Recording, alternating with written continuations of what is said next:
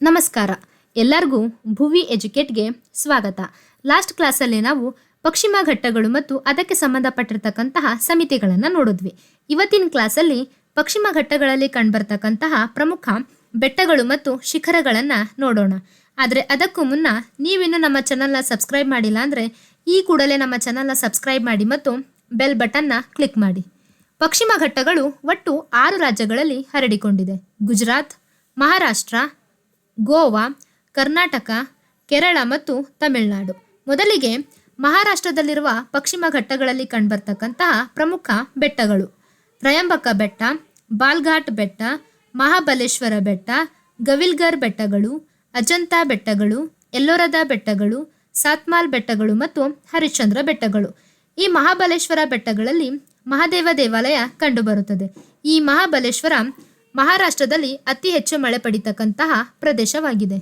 ಮಹಾರಾಷ್ಟ್ರದಲ್ಲಿರ್ತಕ್ಕಂತಹ ಅಜಂತಾ ಮತ್ತು ಎಲ್ಲೋರದ ಗುಹೆಗಳನ್ನು 1983ರಲ್ಲಿ ಯುನೆಸ್ಕೋ ಪಾರಂಪರಿಕ ತಾಣಗಳ ಪಟ್ಟಿಗೆ ಸೇರ್ಪಡೆ ಮಾಡಲಾಯಿತು.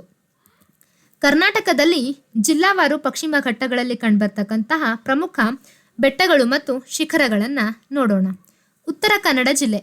ಉತ್ತರ ಕನ್ನಡ ಜಿಲ್ಲೆಯನ್ನು ಜಲಪಾತಗಳ ತವರೂರು ಎಂದು ಕರೆಯುತ್ತೇವೆ. ಉತ್ತರ ಕನ್ನಡ ಜಿಲ್ಲೆಯಲ್ಲಿ ಕಂಡುಬರ್ತಕ್ಕಂತಹ ಯಲ್ಲಾಪುರ ಜಲಪಾತಗಳ ರಾಜಧಾನಿ ಎಂದು ಕರೆಯುತ್ತಾರೆ. ಕಾರಣ ಯಲ್ಲಾಪುರದಲ್ಲಿ ಅತಿ ಹೆಚ್ಚು ಜಲಪಾತಗಳು ಕಂಡುಬರುತ್ತವೆ. ಇನ್ನು ಉತ್ತರ ಕನ್ನಡ ಜಿಲ್ಲೆಯಲ್ಲಿ ಕಂಡುಬರ್ತಕ್ಕಂತಹ ಪ್ರಮುಖ ಶಿಖರ ಯಾಣ ಶಿಖರ. ಪ್ರವಾಸಿ ತಾಣಗಳು ನೋಡೋದಾದರೆ ಸಿರಸಿಯಲ್ಲಿ ಮಾರಿಕಾಂಬಾ ದೇವಾಲಯವಿದೆ. ಈ ಮಾರಿಕಾಂಬಾ ದೇವಾಲಯ ಜಾತ್ರೆ ಏನಿದೆ ಅಲ್ವಾ, ಅದು ಕರ್ನಾಟಕದ ಅತಿ ದೊಡ್ಡ ಜಾತ್ರೆಯಾಗಿದೆ. ಕರ್ನಾಟಕದಲ್ಲಿ ಅತಿ ಹೆಚ್ಚು ಅರಣ್ಯ ಹೊಂದಿರತಕ್ಕಂತಹ ಜಿಲ್ಲೆ ಉತ್ತರ ಕನ್ನಡ ಜಿಲ್ಲೆ. 8159 ಚದರ್ ಕಿಲೋಮೀಟರ್ ಅರಣ್ಯ ಪ್ರದೇಶವನ್ನು ಹೊಂದಿದೆ. ಇನ್ನು ಭಾರತದಲ್ಲಿ ಅತಿ ಹೆಚ್ಚು ಅರಣ್ಯ ಪ್ರದೇಶ ಹೊಂದಿರತಕ್ಕಂತಹ ರಾಜ್ಯ ಮಧ್ಯಪ್ರದೇಶ. ಪ್ರಮುಖ ಪ್ರವಾಸಿ ತಾಣಗಳನ್ನು ನೋಡೋದಾದರೆ ಗೋಕರ್ಣ, ಓಂ ಬೀಚ್, ಇಡಗುಂಜಿ ಮತ್ತು ಮುರುಡೇಶ್ವರ. ಶಿವಮೊಗ್ಗ ಜಿಲ್ಲೆ. ಶಿವಮೊಗ್ಗ ಜಿಲ್ಲೆಯನ್ನು ಮಲೆನಾಡಿನ ಹೆಬ್ಬಾಗಿಲು ಎಂದು ಕರೆಯುತ್ತಾರೆ. ಶಿವಮೊಗ್ಗ ಜಿಲ್ಲೆಯಲ್ಲಿ ಕಂಡುಬರ್ತಕ್ಕಂತಹ ಕೊಡಚಾದ್ರಿ 70% ಶಿವಮೊಗ್ಗ ಜಿಲ್ಲೆಯಲ್ಲಿ ಕಂಡುಬಂದರೆ 30% ಉಡುಪಿ ಜಿಲ್ಲೆಯಲ್ಲಿ ಕಂಡುಬರುತ್ತೆ. ಈ ಆಗೊಂಬೆಯನ್ನು ದಕ್ಷಿಣ ಭಾರತದಲ್ಲಿ ಅತಿ ಹೆಚ್ಚು ಮಳೆ ಪಡೀತಕ್ಕಂತಹ ಪ್ರದೇಶವಾಗಿದೆ. 827 ಸೆಂಟಿಮೀಟರ್ ವಾರ್ಷಿಕವಾಗಿ ಮಳೆ ಪಡೆಯುತ್ತದೆ. ಈ ಆಗೊಂಬೆಯನ್ನು ದಕ್ಷಿಣ ಭಾರತದ ಚಿರಾಪುಂಜಿ ಮತ್ತು ದಕ್ಷಿಣ ಭಾರತದ ಮೌಸಿನ್ ರಾಮ ಎಂದು ಕರೆಯುತ್ತಾರೆ. ಕಾರಣ ಭಾರತದಲ್ಲಿ ಅತಿ ಹೆಚ್ಚು ಮಳೆ ಪಡೀತಕ್ಕಂತಹ ಪ್ರದೇಶ ಮೇಘಾಲಯದ ಮೌಸಿನ್ ರಾಮ. ಹೀಗಾಗಿ ಆಗೊಂಬೆಯನ್ನು ದಕ್ಷಿಣ ಭಾರತದ ಮೌಸಿನ್ ರಾಮ ಎಂದು ಕರೆಯುತ್ತೇವೆ. ಆಗೊಂಬೆಯಲ್ಲಿ ಅತಿ ಹೆಚ್ಚು ಕಾಳಿಂಗ ಸರ್ಪಗಳು ಕಂಡುಬರುತ್ತವೆ. ಹೀಗಾಗಿ ಆಗೊಂಬೆಯನ್ನು ಕಾಳಿಂಗ ಸರ್ಪಗಳ ರಾಜಧಾನಿ ಎಂದು ಕರೆಯುತ್ತಾರೆ. ಶಿವಮೊಗ್ಗದಲ್ಲಿ ಕಂಡುಬರ್ತಕ್ಕಂತಹ ಪ್ರಮುಖ ಸ್ಥಳಗಳನ್ನು ನೋಡೋದಾದರೆ ಹೆಗ್ಗೋಡಿಯಲ್ಲಿ ನೀನಾಸಂ ಇದೆ. ನೀಲಕಂಠೇಶ್ವರ ನಾಟ್ಯಕಲಾ ಸಂಘ ಇದನ್ನು ಸ್ಥಾಪಿಸಿರ್ತಕ್ಕಂಥವರು KV ಸುಬ್ಬಣ್ಣನವರು. ನಾಗೋಡಿ ದೇಶದ ಮೊದಲ ಕೋತಿಗಳ ಉದ್ಯಾನವನವಾಗಿದೆ. ಮುತ್ತೂರು ಮತ್ತು ಚಿಟ್ಟೆಬೈಲು ಅಂತಕ್ಕಂತಹ ಈ 2 ಹಳ್ಳಿಗಳು ಅಪ್ಪಟ ಸಂಸ್ಕೃತ ಮಾತನಾಡ್ತಕ್ಕಂತಹ ಹಳ್ಳಿಗಳು. ಭೀಮೇಶ್ವರ ಕಣಿವೆ ಕರ್ನಾಟಕದಲ್ಲಿ ಅತಿ ಆಳವಾದ ಅಥವಾ ತಗ್ಗಾದ ಭಾಗವಾಗಿದೆ. ಚಿಕ್ಕಮಗಳೂರು ಜಿಲ್ಲೆ. ಚಿಕ್ಕಮಗಳೂರನ್ನು ಕಾಫಿ ನಾಡು ಎಂದು ಕರೆಯುತ್ತಾರೆ. ಬಾಬಾ ಬುಡನ್ ಅಂತಕ್ಕಂತಹ ಸೂಫಿ ಸಂತ ಇಥಿಯೋಪಿಯಾದ ಕಾಫಿಯೆ ಎಂಬ ನಗರದಿಂದ 7 ಕಾಫಿಗಳನ್ನು ಕರ್ನಾಟಕದ ಚಂದ್ರದ್ರೋಣ ಪರ್ವತದಲ್ಲಿ ತಂದು ಬೆಳೆಯಲು ಪ್ರಾರಂಭಿಸುತ್ತಾನೆ. ಆವಾಗಲಿಂದಲೇ ಕಾಫಿ ಕರ್ನಾಟಕದಲ್ಲಿ ಬೆಳವಣಿಗೆ ಪ್ರಾರಂಭವಾಗುತ್ತದೆ. ಈ ಚಂದ್ರದ್ರೋಣ ಪರ್ವತಕ್ಕೆ ಈಗಿರ್ತಕ್ಕಂತಹ ಹೆಸರು ಬಾಬಾ ಬುಡನ್ಗಿರಿ. ಕರ್ನಾಟಕದಲ್ಲಿ ಅತಿ ಹೆಚ್ಚು ಕಾಫಿ ಬೆಳೀತಕ್ಕಂತಹ ಮೊದಲನೆಯ ಜಿಲ್ಲೆ ಕೊಡಗು, 2ನೆಯ ಜಿಲ್ಲೆ ಚಿಕ್ಕಮಗಳೂರು. ಚಿಕ್ಕಮಗಳೂರನ್ನು ಪಶ್ಚಿಮ ಘಟ್ಟಗಳ ಉದರ ಭಾಗ ಎಂದು ಕರೆಯುತ್ತಾರೆ. ಇನ್ನು ಚಿಕ್ಕಮಗಳೂರಿನಲ್ಲಿ ಕಂಡುಬರ್ತಕ್ಕಂತಹ ಪ್ರಮುಖ ಶಿಖರಗಳನ್ನು ನೋಡೋದಾದರೆ ಮುಳ್ಳಯ್ಯನಗಿರಿ ಕರ್ನಾಟಕದ ಅತಿ ಎತ್ತರವಾದ ಶಿಖರ. ಬಾಬಾ ಬುಡನ್ಗಿರಿ ಕರ್ನಾಟಕದ 2ನೇ ಎತ್ತರವಾದ ಶಿಖರ. ಕುದುರೆಮುಖ ಕರ್ನಾಟಕದ 3ನೇ ಎತ್ತರವಾದ ಶಿಖರ. ದೇವಿರಮ್ಮನ ಬೆಟ್ಟ ಕರ್ನಾಟಕದ 4ನೇ ಎತ್ತರವಾದ ಶಿಖರ. ರುದ್ರಗಿರಿ ಕರ್ನಾಟಕದ 5ನೇ ಎತ್ತರವಾದ ಶಿಖರ. ಈ 5 ಬೆಟ್ಟಗಳನ್ನು ನೆನ್ಪಿಟ್ಕೊಬೇಕು ಅಂದರೆ ಒಂದು ಟ್ರಿಕ್ ಇದೆ. ಅದು MB ಕುದುರೆ, M ಮುಳ್ಳಯ್ಯನಗಿರಿ, B ಬಾಬಾ ಬುಡನ್ಗಿರಿ, ಕುದುರೆಮುಖ, ದು ದೇವಿರಮ್ಮನ ಬೆಟ್ಟ ಮತ್ತು ರೇ ರುದ್ರಗಿರಿ ಬೆಟ್ಟ. ಹಾಸನ ಜಿಲ್ಲೆ. ಹಾಸನ ಜಿಲ್ಲೆಯಲ್ಲಿ ಪ್ರಮುಖವಾಗಿ 2 ಬೆಟ್ಟಗಳನ್ನು ನೋಡ್ತೀವಿ. ಒಂದು ವಿಂಧ್ಯಗಿರಿ ಅಥವಾ ಇಂದ್ರಗಿರಿ ಬೆಟ್ಟ ಮತ್ತು ಚಂದ್ರಗಿರಿ ಬೆಟ್ಟ. ವಿಂಧ್ಯಗಿರಿ ಬೆಟ್ಟದ ಮೇಲೆ ಗೊಮ್ಮಟೇಶ್ವರ ವಿಗ್ರಹವನ್ನು ನೋಡ್ತೀವಿ. ಇದು ಶ್ರವಣಬೆಳಗೊಳದಲ್ಲಿದೆ. ಈ ಗೊಮ್ಮಟೇಶ್ವರ ವಿಗ್ರಹ ಏಷ್ಯಾ ಖಂಡದ ಅತಿ ದೊಡ್ಡ ಏಕಶಿಲಾ ವಿಗ್ರಹವಾಗಿದೆ. ಇದರ ಎತ್ತರ 57 ಅಡಿ ಎತ್ತರ ಇದೆ. ಇದು ಗಂಗರ ಕಾಲಕ್ಕೆ ಸಂಬಂಧಪಟ್ಟಿರ್ತಕ್ಕಂಥದ್ದು.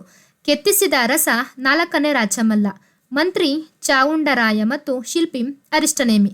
ಗೊಮ್ಮಟೇಶ್ವರ ವಿಗ್ರಹಕ್ಕೆ ಪ್ರತಿ 12 ವರ್ಷಗಳಿಗೊಮ್ಮೆ ಮಹಾಮಸ್ತಾಭಿಷೇಕ ಮಾಡಲಾಗುತ್ತದೆ. ಕರ್ನಾಟಕದಲ್ಲಿ ಒಟ್ಟು 6 ಸ್ಥಳಗಳಲ್ಲಿ ಬಾಹುಬಲಿ ವಿಗ್ರಹ ಅಥವಾ ಗೊಮ್ಮಟೇಶ್ವರ ವಿಗ್ರಹಗಳನ್ನು ನೋಡ್ತೀವಿ. ಶ್ರವಣಬೆಳಗೊಳ ಹಾಸನ ಜಿಲ್ಲೆಯಲ್ಲಿ ಕಂಡುಬರುತ್ತೆ, 57 ಅಡಿ ಎತ್ತರ ಇದೆ. ಕಾರ್ಕಳ ಉಡುಪಿ ಜಿಲ್ಲೆಯಲ್ಲಿ ಕಂಡುಬರುತ್ತೆ, 42 ಅಡಿ ಎತ್ತರ ಇದೆ. ಧರ್ಮಸ್ಥಳ ದಕ್ಷಿಣ ಕನ್ನಡ ಜಿಲ್ಲೆಯಲ್ಲಿ ಕಂಡುಬರುತ್ತೆ, 39 ಅಡಿ ಎತ್ತರ ಇದೆ. ವೇಣೂರು ದಕ್ಷಿಣ ಕನ್ನಡ ಜಿಲ್ಲೆಯಲ್ಲಿ ಕಂಡುಬರುತ್ತೆ, 35 ಅಡಿ ಎತ್ತರ ಇದೆ. ಗೊಮ್ಮಟಗಿರಿ ಮೈಸೂರು ಜಿಲ್ಲೆಯಲ್ಲಿ ಕಂಡುಬರುತ್ತೆ, 20 ಅಡಿ ಎತ್ತರ ಇದೆ. ಮಂದಾರಗಿರಿ ತುಮಕೂರು ಜಿಲ್ಲೆಯಲ್ಲಿ ಕಂಡುಬರುತ್ತೆ, ಇದು ಕೂಡ 20 ಅಡಿ ಎತ್ತರ ಇದೆ. ಪರೀಕ್ಷೆ ದೃಷ್ಟಿಯಿಂದ ಬಾಹುಬಲಿ ಅಥವಾ ಗೊಮ್ಮಟೇಶ್ವರ ವಿಗ್ರಹಗಳಿರ್ತಕ್ಕಂಥ ಸ್ಥಳಗಳನ್ನು ಕೊಟ್ಬಿಟ್ಟು ಎತ್ತರದ ಅನುಗುಣವಾಗಿ ಇಳಿಕೆ ಅಥವಾ ಏರಿಕೆ ಕ್ರಮದಲ್ಲಿ ಬರೆಯಿರಿ ಅಂತ ಕೇಳ್ತಾರೆ. ಹೀಗಾಗಿ ಯಾವ ಸ್ಥಳದಲ್ಲಿ ಎಷ್ಟು ಅಡಿ ಎತ್ತರ ಇದೆ ಅಂತ ನೆನ್ಪಿಟ್ಕೊಳ್ಳೋದು ಮುಖ್ಯ ಆಗುತ್ತೆ. ಇನ್ನು ಕೊಡಗು ಜಿಲ್ಲೆಯಲ್ಲಿ ಪ್ರಮುಖವಾಗಿ 2 ಶಿಖರಗಳನ್ನು ನೋಡ್ತೀವಿ. ಪುಷ್ಪಗಿರಿ ಕರ್ನಾಟಕದ 6ನೇ ಎತ್ತರವಾದ ಶಿಖರ. ಬ್ರಹ್ಮಗಿರಿ ಕರ್ನಾಟಕದ 7ನೇ ಎತ್ತರವಾದ ಶಿಖರ. ಇನ್ನು ಕೊಡಗನ್ನು ಅನೇಕ ಹೆಸರುಗಳಿಂದ ಕರೀತಾರೆ. ಕರ್ನಾಟಕದ ಕಾಶ್ಮೀರ, ಕರ್ನಾಟಕದ ಸ್ಕಾಟ್ಲ್ಯಾಂಡ್, ಕರ್ನಾಟಕದ ಆಟದ ಮೈದಾನ, ಹಾಕಿ ಆಟಗಾರರ ತವರೂರು, ಯೋಧರ ಭೂಮಿ, ಮಂಜಿನ ನಗರಿ ಮತ್ತು ಕಿತ್ತಾಳೆ ನಾಡು. ಇದಿಷ್ಟು ಕರ್ನಾಟಕದಲ್ಲಿ ಜಿಲ್ಲಾವಾರು ಪಶ್ಚಿಮ ಘಟ್ಟಗಳಲ್ಲಿ ಕಂಡುಬರ್ತಕ್ಕಂತಹ ಪ್ರಮುಖ ಬೆಟ್ಟಗಳು ಮತ್ತು ಶಿಖರಗಳು. ಇನ್ನು ಪಶ್ಚಿಮ ಘಟ್ಟಗಳು ಕೇರಳ ಮತ್ತು ತಮಿಳುನಾಡಿನಲ್ಲಿ ಕೂಡ ಹರಡಿಕೊಂಡಿದೆ.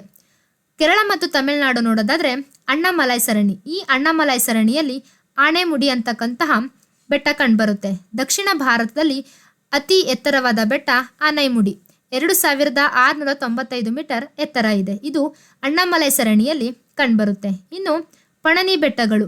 ಈ ಪಳನಿ ಬೆಟ್ಟಗಳಲ್ಲಿ ಪಳನಿ ಸ್ವಾಮಿ ಅಥವಾ ಮುರುಗನ್ ದೇವಾಲಯ ಕಂಡುಬರುತ್ತೆ. ಈ ದೇವಾಲಯದ ಪಂಚಾಮೃತ ತೀರ್ಥಕ್ಕೆ GI ಟ್ಯಾಗ್ ಸಿಕ್ಕಿದೆ. ಇದೇ ಬೆಟ್ಟಗಳಲ್ಲಿ ಊಟಿ ಕೂಡ ಕಂಡುಬರುತ್ತೆ. ಇನ್ನು ಕಾರ್ಡೋಮಾಮ್ಸ್ ಬೆಟ್ಟಗಳು. ಈ ಕಾರ್ಡೋಮಾಮ್ಸ್ ಬೆಟ್ಟಗಳಲ್ಲಿ ಅತಿ ಹೆಚ್ಚಾಗಿ ಏಲಕ್ಕಿ ಮತ್ತು ಕರಿಮೆಣಸನ್ನು ಬೆಳೆಸ್ತಾರೆ. ಅಗಸ್ತ್ಯಮಲ್ಲ ಬೆಟ್ಟಗಳು. ಈ ಅಗಸ್ತ್ಯಮಲ್ಲ ಬೆಟ್ಟಗಳಲ್ಲಿ 2000ಕ್ಕೂ ಹೆಚ್ಚು ಬಗೆಯ ಸಸ್ಯ ಪ್ರಭೇದಗಳನ್ನು ನೋಡ್ತೀವಿ. ಇನ್ನು ಮಲ್ಲಮಲ್ಯ ಬೆಟ್ಟ, ಇದು ಕೇರಳ ರಾಜ್ಯದಲ್ಲಿ ಕಂಡುಬರುತ್ತೆ. ಕೇರಳ ರಾಜ್ಯದಲ್ಲಿ ಪಶ್ಚಿಮ ಘಟ್ಟಗಳನ್ನು ಸೈಯಂ ಬೆಟ್ಟಗಳು ಎಂದು ಕರೆಯುತ್ತಾರೆ. ಕರ್ನಾಟಕದಲ್ಲಿ ಸಹ್ಯಾದ್ರಿ ಬೆಟ್ಟಗಳೆಂದು ಕರೆಯುತ್ತಾರೆ. ಇದಿಷ್ಟು ಪಶ್ಚಿಮ ಘಟ್ಟಗಳಲ್ಲಿ ಕಂಡುಬರ್ತಕ್ಕಂತಹ ಪ್ರಮುಖ ಬೆಟ್ಟಗಳು ಮತ್ತು ಶಿಖರಗಳನ್ನು ನೋಡಿದ್ವಿ.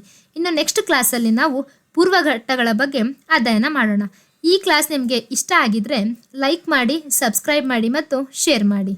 Thank you.